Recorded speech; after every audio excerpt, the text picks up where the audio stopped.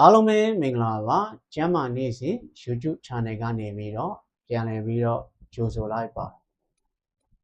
ဒီကနေ့ဗီဒီယိုမှာကတော့သွေးတိုးယောဂဘာကြောင့်ဖြစ်ရတာလဲ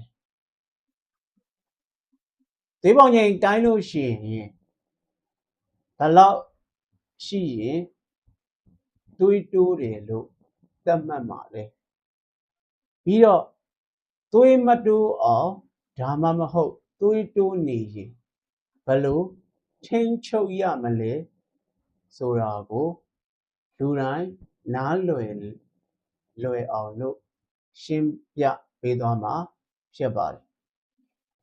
သွေးတိုးယောဂဆိုတာဘာလဲပေါ့နော်သွေးတိုးယောဂဆိုတာကမိမိတို့ရဲ့သွေးကြောနံရံတွေပေါ်မှာသွေးစီးဆင်းမှုတွေကြောင့်ဖြစ်ပေါ်လာတဲ့တွန်းအားပေါ့နော်ဒီ pressure တွေကပုံမှန်ထက်အမြဲတမ်းမြင့်မားနေတဲ့အခြေအနေကိုခေါ်တာပါသွေးပေါင်ချိန်တိုင်းတဲ့အခါသွေးဖိအားတိုင်းတဲ့အခါမိမိတို့ရဲ့အပေါ်သွေးပေါ့နော်ဒီအပေါ်သွေးက140အထက်ပေါ့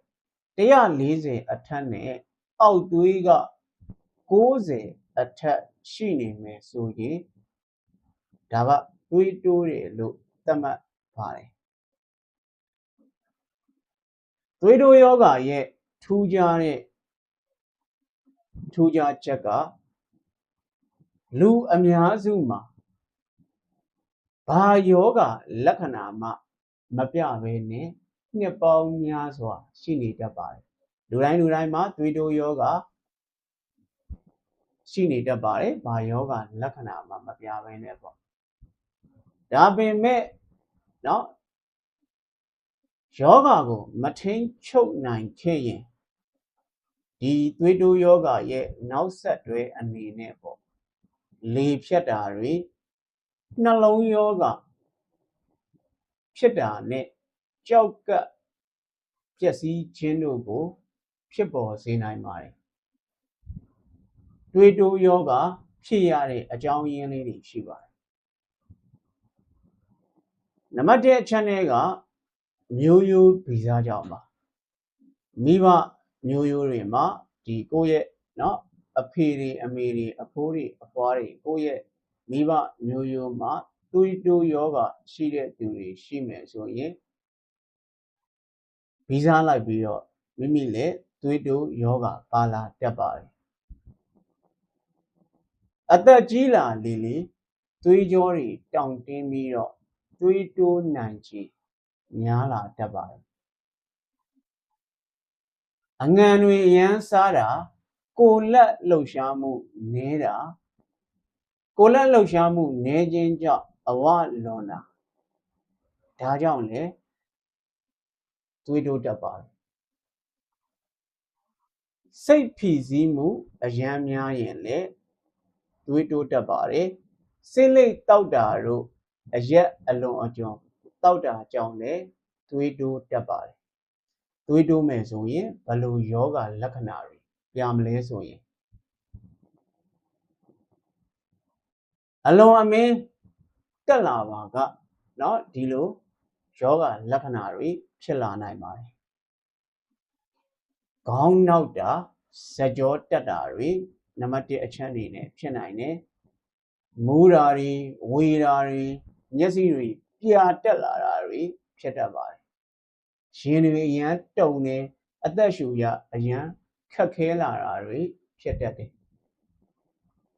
သွေးတိုးယောဂကိုဘယ်လိုကျွန်တော်တို့ထိန်းချုပ်ကြမလဲ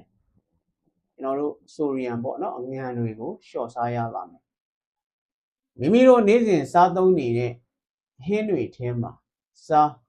ငံပြာရည်တွေလျှော့စားမယ်ကိုယ်အလေးချိန်တွေကိုထိန်းပါနော်ကိုယ်လေးချိန်ထိန်းမှုအတွက်ကျန်းမာရေးလေးချိန်ခန်းတွေเนาะလောက်တာပေါင်းပါတယ်တနေ့ကိုမိနစ်အနည်းဆုံးမိနစ်30လောက်လမ်းလျှောက်ရင်တော့ဒီကိုယ်လေးချိန်ထိန်းမယ်ပေါ့เนาะကိုယ်လေးချိန်နဲ့ရောချနိုင်ပါတယ် ကိုလေးချိန်ချိန်နဲ့เนาะလေးချိန်ကနေလှုပ်တဲ့အတွက်ကြောင့်မလို့သွေးဖိအားတိတိတတ်တာကျဆင်းလာတတ်ပါတယ်အကယ်၍เนาะမိမိကဒီဆရာဝန်တွေနဲ့เนาะပြသထားတယ်ဆရာဝန်တွေနဲ့တိုင်ပင်ထားတယ်ဆိုရင်ဆရာဝန်ညွှန်ကြားတဲ့သွေးတိုးကျစေးကိုเนาะအချိန်မှန်မှန်တိတိကျကျလေးတောက်မယ်အကြံပြုချက်အနေနဲ့ပြောပြရမယ်ဆိုရင်သွေးတိုးယောဂါကအရန်ကိုကြောက်စရာကောင်းပါတယ်ဒါပေမဲ့မိမိတို့အနေနဲ့စနစ်တကျထိန်းချုပ်နိုင်ရင်ကျမ်းမာပျော်ရွှင်တဲ့ဘဝကိုပိုင်ဆိုင်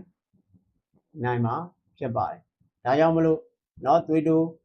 ယောဂါတဲ့သွေးတိုးဝေဒနာရှင်များအနေနဲ့ပုံမှန်သွေးပေါင်ချိန်တိုင်းမှာအငံတွေကိုလျှော့စားပါလေ့ကျင့်ခန်းပုံမှန်လုပ်ပါလို့တိုက်တွန်းပေးရစီ